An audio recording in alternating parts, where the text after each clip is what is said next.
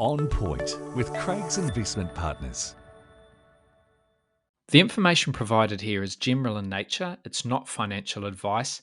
It doesn't take into account your financial situation, objectives, goals, or risk tolerance. All investments are subject to risks and none are guaranteed. So before you make any investment decisions, we recommend you contact an investment advisor. For more information about our services in that regard, you can go to our website, which is craigsip.com. Welcome to On Point. I'm Mark Lister, Investment Director at Craig's Investment Partners, and I'll be talking about a range of topics, including economics, portfolio strategy, investor education, and anything else that's happening out there in financial markets. I wanted to talk today about what we're seeing across the dairy sector because prices have been quite a bit weaker. We've seen the Fonterra payout cut, and that's something that we all need to make sure we're monitoring because it does have wide ranging implications, not just for farmers, but for the economy, for the path of interest rates, for the currency. And all of those things mean that it is something investors need to be very aware of. Now, dairy prices, global dairy prices, have been trending lower for the past year and a half, but the declines have gathered pace in recent weeks. So at the last auction, a couple of weeks back in early August, prices fell 4.3% at the global dairy trade auction. That's the headline GDT index price. That was the biggest fall we'd seen in 4 months, and it means that of the past 6 auctions, and these dairy auctions happen every sort of 2, maybe 3 weeks, in the past 6 auctions, we've seen prices fall in 5 of them. So it has been a bit of a slump that we've seen across the dairy sector, and prices are now 13.4% down since the start of the year, and they're, get this, 42.4% down from where they hit in March last year, down 42%.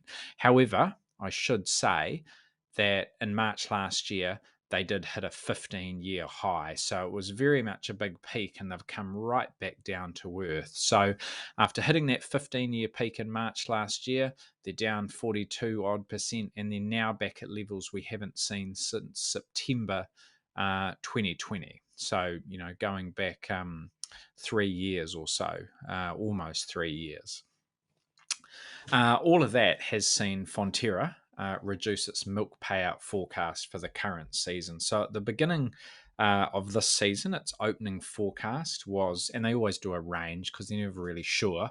It's usually a wide range, and as the season progresses and they get a bit more comfort around what the weather's doing and what demand looks like, and the final pricing becomes a bit clearer, that range tends to tighten up. But it's always pretty wide. You can drive a truck through it at the beginning of any season, although it's still important because it is a good guide to where Fonterra sees prices going. So anyway, the opening forecast for this season was $7.25 to $8.75. So that's sort of the range. The middle of that range, the midpoint, is $8. And $8 would have been a little down on the last couple of years. Last season, 2022 and 2023, the final price was $8.20. The year before that, it was actually an all-time high, 21-22, $9.30. So we're looking at $8, which would have been, one of the probably 5 or 6 best that we've seen in the last 25 years from Fonterra, but it would have been down from the last 2 years. Now, they've cut that. They cut it a little over a week ago, and that came on the back of the weakness we've seen in global prices. So they cut it from $7.25 to $8.75 down to $6.25 to $7.75. So they've cut it by a whole dollar, which means the midpoint moves from $8 to $7. So that's sort of what you're looking at. If you're a dairy farmer, you're looking at a midpoint, an expected payout of about $7. That's a hefty decline. That's a 12.5% cut, down by a dollar. Don't underestimate how dramatic that is. I can't remember a time. I'm sure it's happened at some stage in the past, but I can't think of a time certainly in recent years where we've seen a cut as substantial as that. So don't underestimate it. At $7, that would be the lowest payout that we've seen since the 2018-2019 season. Back then, the payout was sort of in the low to mid sixes. So it's certainly been lower than $7. It's far and away that's not the lowest that we've seen. About a decade ago, or not quite a decade ago, 2014-15 and 2015-16, the dairy payout fell to $4.40 and $3.90 in those 2 years. Those were two really tough years, two in a row, really tough years for the dairy sector. And if we'd had a third tough year in a row, that would have been pretty ugly for our economy. So $7 definitely lower than we've seen in the last 1, 2, 3, 4 years, but not the lowest that we've seen through history. However, what you've got to remember is that in recent years, costs have increased, the compliance burden has grown for farmers, and $7 isn't what it used to be. The $7 a few years back would have been pretty good. $7 today, just like anything, $7 in our pocket doesn't go nearly as far as it did 2 or 3 or 4 years ago, does it? Wage bills are up, interest rates are at levels we haven't seen in 15 years, so farmers that are carrying high debt levels will be feeling particularly challenged. So all of those things that mean that it is the effects of this pricing environment and that downgrade that we've seen from Fonterra, and things could change. You could have a recovery, or who knows what. So it's just where we're at the moment. But all of those things are quite significant, and we shouldn't underestimate what they mean for New Zealand and for the farming sector, which is a really dominant sector. Obviously, the reasons are weakness in China. So, when Fonterra made that call to reduce their payout, they pointed to reduced demand for whole milk powder from China. And the Chinese economy, as any of us who follow markets, or certainly people that listen to me talk every few days on these podcasts, will know that China has had a difficult year. The economy has been pretty sluggish this year. They've got lots of challenges across the property sector. Consumers aren't spending. They're actually battling deflation. The rest of the world is battling inflation. China's got the opposite problem. Deflation is a real risk there. So parts of the economy are really struggling. And because of that, consumers are saving rather than spending. And in addition to that, you've had stocks of milk powder that have really built up over there. So they've got these high levels of inventory, which mean they're not buying nearly as much as we would expect them to. And that becomes even more problematic, because even if you do see a rebound in conditions or consumer sentiment, they've got to run down those inventories, so it won't really lead to more purchasing. And even if it does, even if you see sort of prices recover, that might come too late for the part of the season when we're actually selling products on global markets. So that's where we're at, and why it does highlights the vulnerabilities of our fantastic but also very small country, very concentrated in terms of what we produce and who we sell it to. As a nation, China is our biggest customer, and if you look at our total exports, China accounts for about 22% of those. They buy 22% of our total exports. If you exclude services, services are all the sort of, not goods. So it's things like tourism and travel. That's services. You can't sort of see it and touch it. It's something you consume, but you're not left with anything at the end of it.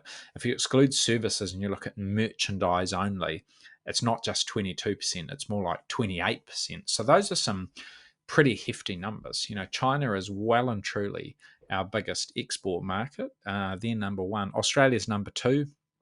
At the moment, they're at, China's 22%, Aussie's about 15 or 16. The US is just shy of them at about 15. And then, there's quite a big gap and then you're into sort of the likes of the UK, Japan, and Europe, sort of all in the low to mid single digits. So China is a very big customer of ours, and dairy products like milk powder represent a fair whack of those products that we're selling to China. Slightly more than a fifth of our dairy products like milk powder are about a fifth of our total exports, and almost a third of those go to China. This is all data you can find sort of publicly. It's on the Stats NZ website. Search for international trade. It's all there, and you can analyze it to your heart's content. But what it means is that as a nation, we're very concentrated in terms of what we sell and who we sell it to, and that means we're pretty exposed because we've got this one big customer being China, and we have a pretty narrow range of products that we're selling to that one big customer, which means that when you have trouble in the global prices of those products, like you're seeing at the moment with a bit of a downturn, or when that major customer being China starts to run into its own economic headwinds, which it is, we will feel the effects of that because we're so intertwined with how they're going, and we're so reliant on them. So we shouldn't underestimate the impacts of that on our economy. A dollar shaved off this season's payout is big. Most people out there were expecting Fonterra to cut that forecast. I think all the economists saw that coming, but I'm not aware of anyone who expected it to be quite as big as that.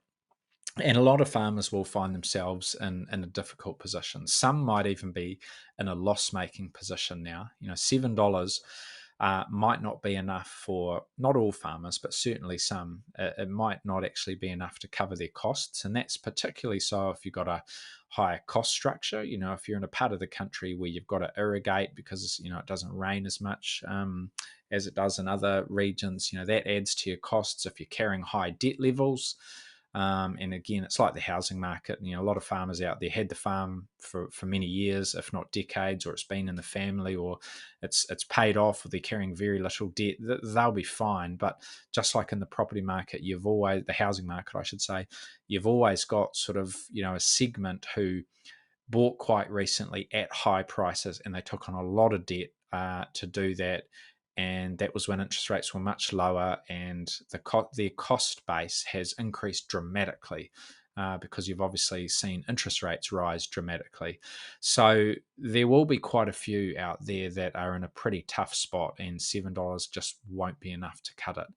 And that will impact the broader economy. It flows through to reduced spending on goods and services, lower economic activity, a reduced tax take, particularly in those regions. And without naming names, we can all think of some of those regional parts of New Zealand where the dairy sector or the broader agricultural sector is a very dominant part of that local community. And if those farmers en masse start putting the wallets away and not spending, if they've sort of got to be a bit more prudent and a bit more frugal, then it really does filter through the whole community, and you see those flow-on effects across your economy.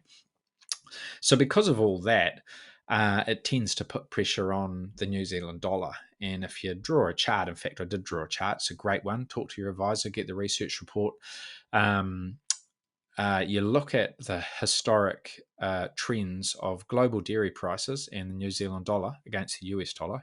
Dairy prices, like most commodities, priced in US dollars. They follow each other a lot. It's a very tight relationship. It's a really interesting relationship to keep an eye on. But long story short, when the dairy sector does well, New Zealand tends to do well, and that tends to be reflected in our currency, which is often higher when you're in good shape and you're performing well. And when one of your biggest commodity exports is doing it tough, there's an inference that your economy will be a bit more sluggish, that inflation will probably be lower, unemployment will maybe be a little bit higher, the central bank won't have to hold interest rates at such a high level. All of those things do tend to sort of see confidence in your country from outside fall, and your currency tends to go down. So we've seen that lately. Last week, the New Zealand dollar against the US dollar, that has slipped below 60 cents for the first time since November 2022, and the long-term average is about 66 cents. So we're a good 10% down from those levels. And it hasn't been just about the dairy sector. You've also had a US dollar that's been a bit stronger. You've had a bit of nervousness globally that has kept downward pressure on a higher risk currency like ours. You've got that sort of current account deficit that sort of is weighing on sentiment. So it's probably a range of things, but the prices and the demand for our biggest commodity exports are definitely playing a part, and that's an important it's an important shock absorber, because as those dairy prices, the ones that I'm quoting, right back at the beginning, down 42% from March last year, back at late 2020 levels, that's all in US dollars. So as the Kiwi dollar falls, that actually offsets some of that weakness in global prices. So it's a really important shock absorber. And if the Kiwi dollar keeps drifting lower, all other things being equal, our farmers might actually get a little bit more than what they're expecting, because we will become a bit more competitive. But that's a real double-edged sword, because on the one hand, yes, it offsets those lower international prices. It makes our exporters more competitive, and it's not just the dairy sector or the farmers, but if you're Fisher and Paykel Healthcare or main freight with some sort of international earnings, that's probably a good thing for you as well. But on the other hand, it's not helpful to the Reserve Bank. Reserve Bank's trying to fight against rising inflation and rising prices. It's trying to get inflation under control. And a lower currency means that imported goods, petrol, oil, all of those products and services that we import, a lower currency means we've got less buying power to purchase those. So they become more expensive. Building products, some of those come from offshore. So, on the one hand, the lower currency gives our export sector a bit of a shot in the arm, but on the other hand, it actually puts some upward pressure on inflation, which means that the central bank then has to keep interest rates higher as a result. So it's not always a one-way street. You sort of want you want to hit that sweet spot where your currency isn't so high that your export sector does faces lots of headwinds, but you also don't want it too low, because many people listening here won't be dairy farmers or exporters. You'll be consumers. You're filling up the car with gas. You're buying other products. Maybe you're traveling overseas on a holiday. You want your Kiwi dollar to actually go further on the global stage. So it's not all. It's very much not black and white. You sort of want to find that balance of pros and cons when it comes to what's the right level for the currency to be at. But as far as investors go, I think this is really just a reminder that our economy is small. It's an open economy, highly dependent on export earnings. We're not like the US, which is a closed economy and it's just doing its own thing. It doesn't actually have a whole lot to do with the outside world. It's a very big economy, lots of people, and it can just carry on even if there's challenges elsewhere. We're not like that. We need to do a lot of business with the rest of the world, so we are dependent on those export earnings more, like many countries are, but we do have a fairly narrow group of products that we're selling to an equally concentrated group of buyers. So we're more vulnerable than probably what people appreciate sort of on the face of it. So I think it's just not that you need it, because people like me and all of our advisory team will tell investors and clients this very regularly, but it's another timely reminder that you need to hedge your bets by having a healthy exposure to international assets. If you don't want to be sort of all in New Zealand, especially when you've probably got your house in New Zealand, your job and your salary or your business is linked to what's happening here in New Zealand. You don't want to have all of your investment portfolio sort of tied up here in New Zealand, because we are vulnerable. We are sort of high risk in some ways. And if you get some of those winds change in a way that sort of pushes us around and makes us a little bit less attractive, you can lose out. And if you've got international assets, in the US and Europe and the UK and Japan, emerging markets, wherever, good quality assets outside our shores, then you at least will be insulated to some degree from what's happening here on the ground in New Zealand, and those NZ specific issues won't affect you as much. And you also might benefit because as the Kiwi dollar falls because of something that's happening here domestically, you will see the value of those assets rise. So I think that is probably the key takeaway for investors. Key messages overall: dairy sector's in a difficult spot, won't last forever, but could last for a little while. Don't underestimate how important that will be for the broader economy. And for investors, just a reminder that you need to have some of those. You need to hedge your bets by having international assets, and that is something we can talk to you about if you want to know more. Got plenty of material that we'd be very happy to share on good options for international exposures across a range of different assets in different parts of the world. So we'll leave it there. Thanks for listening, team. For more insights, visit craigsip.com.